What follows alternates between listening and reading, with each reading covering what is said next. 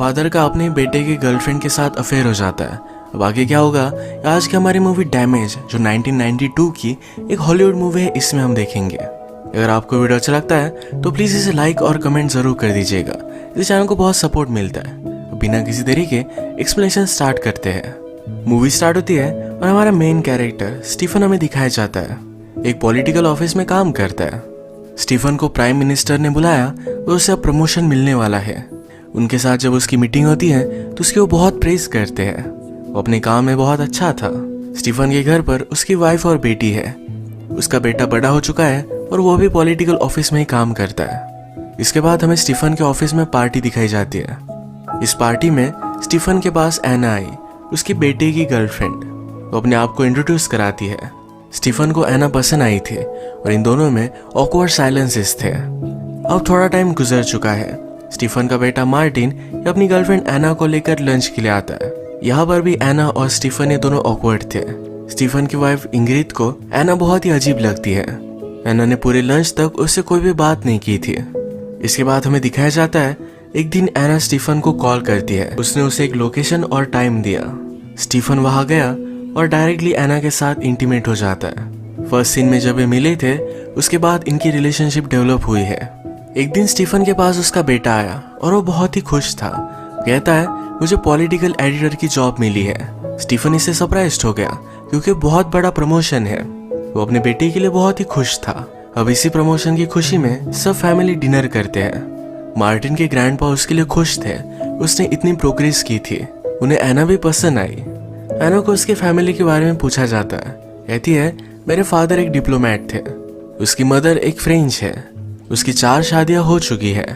उसकी फैमिली हमेशा मूव होती रहती थी। अर्जेंटीना, अफ्रीका, रोम, इस तरह से अलग अलग कंट्रीज को घूमे हुए है। 3 साल पहले एना का ब्रेकअप हुआ। उसके बाद वो लंदन में ही रहती है। इंग्रिड एना से बहुत सारे क्वेश्चन पूछती है, जैसे क्या अपनी मदर से तुम मिलती हो या तुम्हारा कोई ब्रदर है। एक्चुअल में एना को एक ब्रदर था तो उसने सुसाइड कर ली। इंग्रिड ने पूछा ऐसा क्यों हुआ था। एना कहती है वो किसी से प्यार करता था। ये कन्वर्सेशन बहुत ही अजीब हो गई तो जल्दी से मार्टिन एना को यहाँ से लेकर जाता है। मार्टिन को कुछ काम था तो अपने ऑफिस चला गया। रात में स्टीफन एना के पास आता है। वो कहता है हमें कुछ ना कुछ तो करना पड़ेगा। डिनर करते वक्त पूरे टाइम तक मैं तुम्हें पाना चाहता था, तुम्हें टच करना चाहता था, होल्ड करना चाहता था। एना कहती है तुम वरी मत करो, मैं हमेशा यही रहूंगी।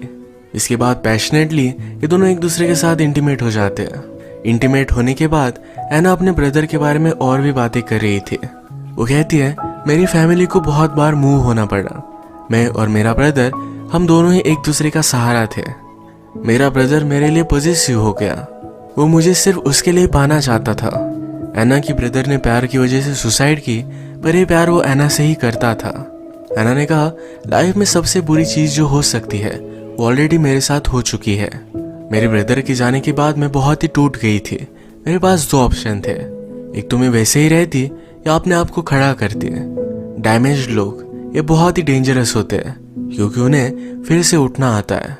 एना स्टीफन से कहती है जो भी चल रहा है वो बहुत ही अच्छा है, प्लीज इसे चेंज मत करना।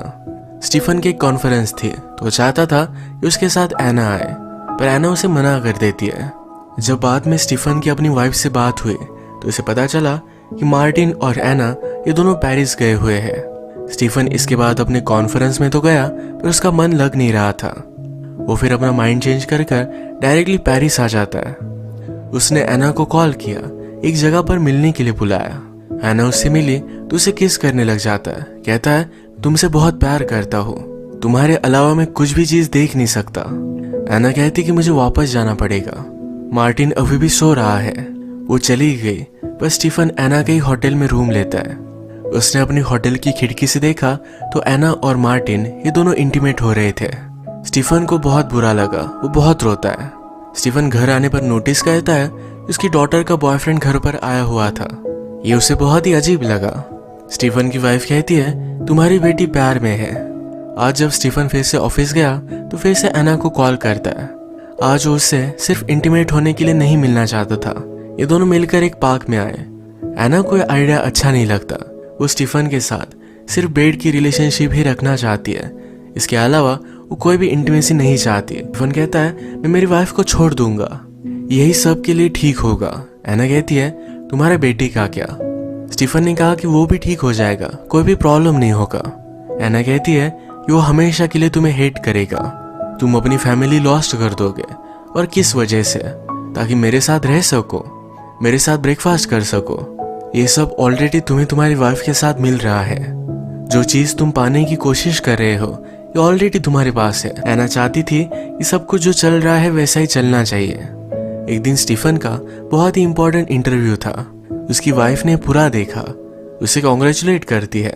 वो उसके पास आई, कहा हम फर्स्ट टाइम मिले थे तो तुम एक डॉक्टर थे, छोटी छोटी चीजों में भी तुम बहुत ही परफेक्ट थे। यही चीज उसे बहुत पसंद आई थी। हम इन दोनों हस्बैंड वाइफ की रिलेशनशिप आजकल स्ट्रगल करते हुए देख सकते हैं। वो सिर्फ एक साथ रहते हैं। स्टीफन को एना के साथ जो पैशन मिलता है वो अपनी वाइफ के साथ नहीं मिलता। एक दिन जब स्टीफन एना से मिलने के लिए आया तो वहां पर पीटर आया हुआ था। पीटर एना का बचपन का फ्रेंड है। वो बिना बताए आया हुआ था, इसी वजह से दोनों सरप्राइज थे। स्टीफन पीटर से पूछता है तुम उसे कब से जानते हो? पीटर कहता है मैं उसे बहुत अच्छे से जानता हूँ। वो आजकल मार्टिन के साथ बहुत ही खुश है, ये वो डिजर्व करती है। यहाँ पर इंडिकेट होता है कि पीटर को स्टीफन और एना के बारे में पता चल चुका था। स्टीफन अभी तो यहाँ से चला गया था, पर पीटर के जाने के बाद वो फिर से वापस आता है। एना से पूछता है ये सब क्या था? एना कहती है कि पीटर मेरा फर्स्ट बॉयफ्रेंड था। एक दिन मैं उसके साथ डेट पर गई थी। जब वो मुझे घर ड्रॉप करने के लिए आया तो हम कार में किस करने लग गए। ये सब मेरे ब्रदर ने देख लिया था। वो बहुत जेलस हो गया। वो मुझे सिर्फ उसके लिए चाहता था। उसने मुझे पूछा क्या तुम अब सबके साथ डेट पर जाओगी? क्या इस वर्ल्ड को हमारे बीच में आने दोगी? एना ने इस सारी बात को इग्नोर कर दिया। उसका ब्रदर 2-3 घंटे तक उसके डोर के बाहर था। एना ने उसे कोई भी रिस्पॉन्स नहीं दिया। जब उसके ब्रदर की आवाज कम हुई तब उसने सुसाइड कर ली थी। इस बात से एना बहुत ही शॉक में थी। इस घर में एना और उसके पेरेंट्स नहीं रहना चाहते थे। पीटर की फैमिली को जानते थे तो उसी के पास गए। एना गम में थी तो पीटर ने उसे सहारा दिया। एना ने कहा पीटर ने मुझे बहुत सपोर्ट किया था। अपने गम में एना फर्स्ट टाइम पीटर के साथ ही इंटीमेट हुई थी। स्टीफन को एना के लिए बहुत ही बुरा लगा। इंग्रिड का बर्थडे था तो अपने फादर के पास वो जा रही थी। अपनी पूरी फैमिली के साथ ये बर्थडे वो स्पेंड करना चाहती थी। मार्टिन सेलिब्रेट करने के लिए एना को भी लेकर आ रहा है। इंग्रिड को पसंद नहीं आता। एना उसे जरा अजीब लगती है। ये सब ग्रैंडपा के पास आए। किस तरह से बचपन में ये सब यहाँ आया करते थे इसके बारे में बातें हो रही थी। मार्टिन कहता है बचपन में सब कुछ बहुत ही परफेक्ट था, पर फिर भी उसे खाली खाली लगता था। उसकी फैमिली हमेशा उसे एम्प्टी लगी है। उसमें कभी भी कोई भी झगड़े नहीं हुए। जिस तरह से हर फैमिली में पैशन होता है ये कभी भी नहीं था। इस बात के लिए वो अपने फादर को दोषी मानता है। स्टीफन ने कभी भी अपनी फैमिली के ऊपर ज्यादा ध्यान नहीं दिया। इसके बाद नेक्स्ट डे मार्टिन और एना साथ थे। इन्हें देखकर स्टीफन जेलस हो गया। मार्टिन अनाउंस करता है कि वो एना से शादी करने वाला है। सिर्फ उसके ग्रैंडफादर ही उसके लिए खुश थे। इंग्रिड को भी एना पसंद नहीं और स्टीफन का कुछ अलग प्रॉब्लम है। स्टीफन जब मार्टिन के साथ अकेला था तो उसे पूछता है कि एना ने तुम्हें डायरेक्टली हाँ कह दिया? वो कहता है कि हाँ। मार्टिन ने अपने फादर को जो भी बुरा कहा इसके लिए उससे अपोलोजाइज करता है। इसके बाद वो कहता है एना में कुछ अजीब सा ही सैडनेस है। वो जब उसके साथ होता है तो क्यूर हो जाता है। स्टीफन ने कहा ये तो नर्स की तरह लगता है। मार्टिन समझाता है एना जब मेरे साथ होती है तो उसकी एक अलग ही साइड है। रात में सबके सो जाने के बाद एना और स्टीफन ये फिर से एक दूसरे से मिले। अंदर जाकर इंटीमेट हो गए। एना के रूम से जब स्टीफन बाहर आया तो उसकी डॉटर ने देख लिया था। अगले दिन आकर वो अपनी डॉटर को समझाता है। कहता है तुम्हारी मदर और मुझे, हम दोनों को एना अच्छी नहीं लगती। मार्टिन से शादी से पहले हमें उससे बात करनी थी, इसी वजह से मैं गया था। डॉटर भी ये सब बात समझ जाती है, फिर भी डर है कि शायद उसे कुछ ना कुछ तो पता है। अब नेक्स्ट सीन में एना की मदर मार्टिन की फैमिली से मिलने के लिए आई हुई है।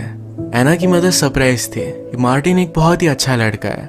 वो कहती है कि एना की यूजुअल चॉइस से तुम बहुत ही डिफरेंट हो। वो हमेशा बहुत ही घटिया लड़कों को डेट करती है। यही बातें करते करते थोड़ी देर में एना की मदर ने एना के ब्रदर के बारे में बातें निकाली। वो कहती है एना का ब्रदर और मार्टिन ये दोनों बहुत ही सेम दिखते हैं। ये बात सबके लिए बहुत ही अजीब थी। एना अपने मदर पर चिढ़ गई क्योंकि उसे सब्जेक्ट नहीं निकालना चाहिए था। एना की मदर को बहुत ही बुरा लगा कि लंच उसकी वजह से बर्बाद हो गया। स्टीफन एना की मदर को उसके होटल तक छोड़ने के लिए आया। मदर कहती है एना आजकल बहुत ही खुश है, इसी वजह से ये सब बर्बाद हो जाए ये सही नहीं होगा। स्टीफन कहता है कि आप किस बारे में बात कर रही हो। एना की मदर ने कहा मुझे तुम्हारे बारे में सब कुछ पता है, लंच पर तुम एक दूसरे को देख भी नहीं पा रहे थे। मदर कहती कि जो भी चल रहा है इसे अभी के अभी बंद कर दो, वरना इसके कंसिक्वेंसेस बहुत ही बुरे होंगे।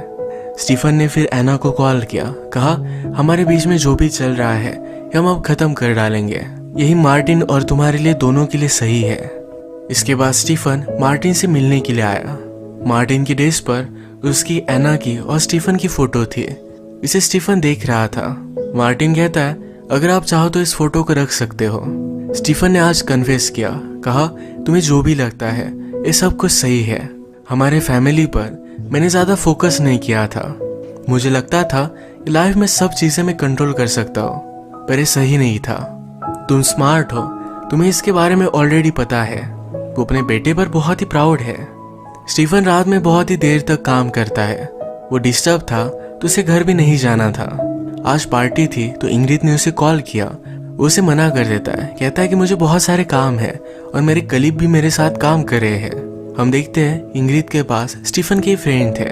उसे पता चल गया स्टीफन उसे झूठ कह रहा है। स्टीफन आजकल बहुत ही डिस्टर्ब था और अभी अभी इंग्रिड को पता चला कि उसे प्रमोशन मिला है। फिर भी वो सैड था तो उसके पास आई। उसने पूछा कि क्या हुआ है। स्टीफन कहता है कि शायद मैं प्रमोशन नहीं चाहता, उसके साथ जो भी चल रहा है उसे एक्सप्लेन नहीं कर सकता। इस बात से इंग्रिड भी अपसेट हो गई। एक दिन एना ने स्टीफन के ऑफिस में गिफ्ट भेजा। उसमें उसके नए घर की थी। एना और स्टीफन के बीच में जो भी चल रहा है ये हमेशा सही से चलता रहे, इसी वजह से एना ने एक सेपरेट घर लिया था। स्टीफन एक घर जाकर देख कर आया। एक दिन फिर से मार्टिन एना को लेकर घर आया था। जब एना और स्टीफन अकेले थे तो एना कहती है अगर मुझे तुमसे दूर होना होता तो मैं मार्टिन से शादी नहीं करती।